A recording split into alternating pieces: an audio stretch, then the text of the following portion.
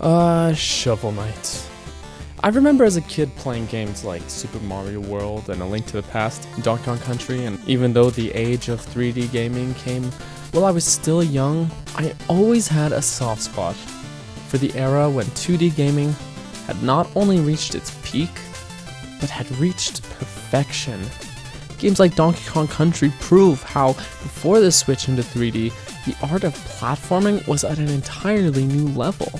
Then recently, after the third dimension had reached a point where it too was basically mastered by game developers, this retro revival movement swept gaming and sought to take everything that was great about all these old games and bring them into the modern age.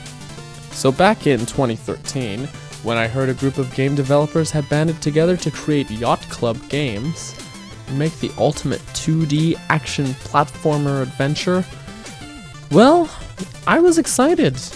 What's more is Yacht Club promised free DLC with Shovel Knight's release, a promise that they kept with the release of Plague of Shadows.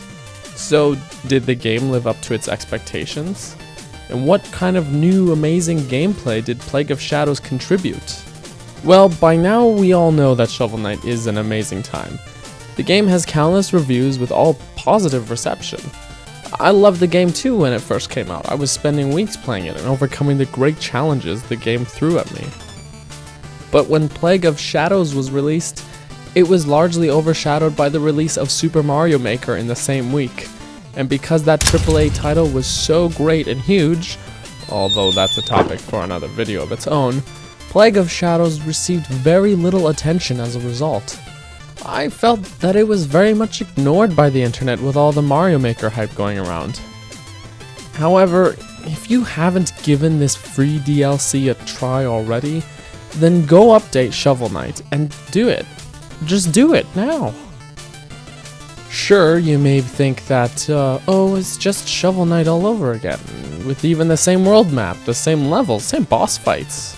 And while this is true, Plague of Shadows is a vastly different experience from vanilla Shovel Knight, and in my opinion, an even better one. But why? Well, let's start at the beginning. Shovel Knight takes notes from a handful of classic NES games, such as Zelda 2, DuckTales, Mega Man, even Super Mario Bros. 3, and combines everything to make one smooth and awesome experience. You might say Shovel Knight is a modern NES game. Shovel Knight himself controls like a dream. The jumping is precise, the movement is smooth, everything feels very polished.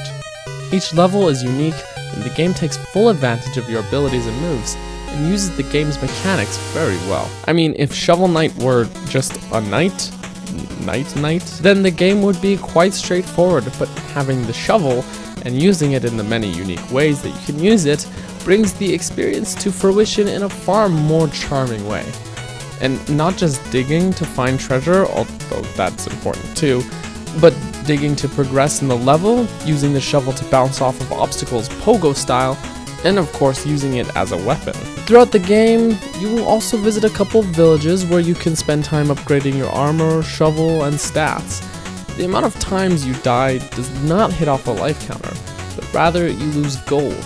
And when you're seeking to get these upgrades yourself, that can be even more serious punishment. On its own, this is great game design, and definitely one of the best games to come out recently. I absolutely adore the player-friendly nature that Shovel Knight is built upon, that somehow works this simplicity without compromising on challenge. But with Plague of Shadows, we are now offered two vastly different experiences. One where you pogo off bubbles and fight for chivalry, and are the great, big, noble good guy. And the other where you throw bombs at everything in your path, and play as the diabolical evil scientist villain. The nature of this dichotomy is felt not only with how these characters interact with each other and other characters, where Shovel Knight will always do everything fairly and for the greater good, like helping those in need, always purchasing his items, and largely fitting the lawful good archetype, while Plague Knight can blow up his own minions, opts to craft his own weapons, and betrays his allies, the Order of No Quarter. But also this is felt in the very nature of the gameplay.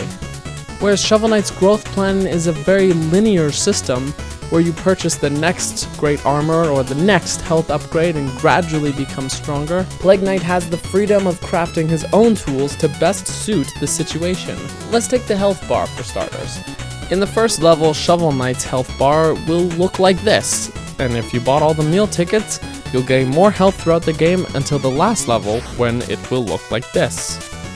But with Plague Knight here in the first level, it could look like this, or it could look like this. Meanwhile, in the last level, it could look like this, or this. That's pretty different, huh? That's because instead of a gradual increase like Shovel Knight has, Plague Knight has these tonics that temporarily boost your max health, instead of having permanent increases. In this sense, Plague Knight has a lot more freedom in the way that you can control him and how you can play. Shovel Knight can sport a few optional upgrades, such as changing his armor and how you choose to use the many relics at your disposal, although Plague Knight's own armor and arcana are functionally equivalent. But Plague Knight's style overall is a much deeper experience. Now, Shovel Knight's run is faster and he suffers less knockback than Plague Knight, so you can already get the feel of the difference between these guys. You get the feeling where Shovel Knight is quite the tough guy. Plague Knight is more about brains over brawn. Shovel Knight's single jump is also much greater than, heck, even Plague Knight's double jump. Instead of a shovel, Plague Knight sports bombs that he can throw down at any given time, and after throwing one down, Plague Knight can charge up what is called a bomb burst. But with this bomb burst mechanic, it essentially acts as this third jump that can propel you much larger distances than Shovel Knight is normally capable of. In fact, the amount of bursts that you can execute are infinite, held back only by your own skill. I personally recommend saving your second jump for after your bursts though, just to help you stick that landing, since the burst jump is intentionally made to be somewhat difficult to control. Oh, but wait, there's more. Through the research system, you can buy new bomb bursts to suit your style. So maybe you like the standard one, or you prefer to slow your fall after a burst, or maybe you want to be like Samus and just screw attack through everything. There's plenty of options. Oh, and the bombs themselves? Well, there's tons of customization. In fact, the bombs are just entirely built around the idea of customization. So your bombs are made of three main components: the casing, which dictates how the bomb is thrown, the powder, which changes how it explodes, and the fuse for basically how long it will explode after throwing it. So maybe you like rapid, quick little bursts, or maybe you would prefer to lob them up, or you'd prefer to have them act like a barrier to protect you. Overall, there are 6 of each ingredient you can get, meaning the amount of combinations is quite large.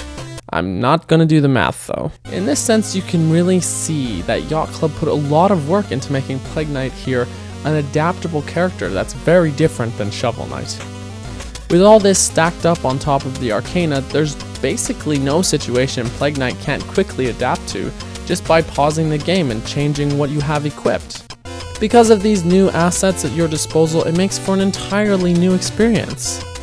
See, Shovel Knight and Plague Knight play through the same levels, which are largely unchanged, but even so, because of their differences, every problem has to be approached differently. Maybe Shovel Knight can pogo across here, but Plague Knight has to burst across. Or these guys who you would defeat this way as Shovel Knight, you have to experiment with new ways and new equipment to try and work out how you can get by them as Plague Knight. What I love is that some of the things that came as no challenge at all to Shovel Knight are difficult to get through as Plague Knight because of the changed mechanics, but also vice versa. So even though the levels remain largely unchanged, because of these vastly different tools at your disposal, your experience will be completely different. Instead of just expanding on what we already have, this DLC gives us an entirely new and fresh experience that extends the gameplay of this game by basically doubling it, and helps to more fully flesh out the world by giving us a side story that's going on during the main campaign. This is why Plague of Shadows is, by far, some of the best DLC I have ever seen. And I'm going to reiterate that it is free. you should just go and play it.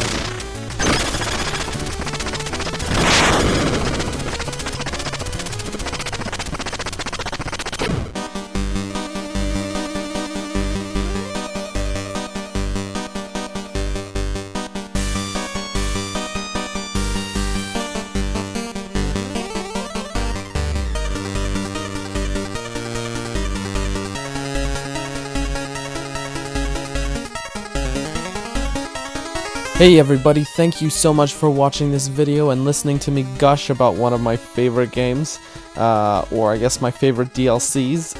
If you enjoyed this sort of analysis, go ahead and click on the right and you can watch me analyze Super Metroid, which is also one of my favorite games ever. And if you're in the mood for something a little more lighthearted, then you can go and watch One Up You and watch my friends and brothers fail at some good video games. Thanks again for watching, guys, and remember, if you like this video, make sure to actually like it, and also make sure to subscribe if you want to see more videos like this in the future.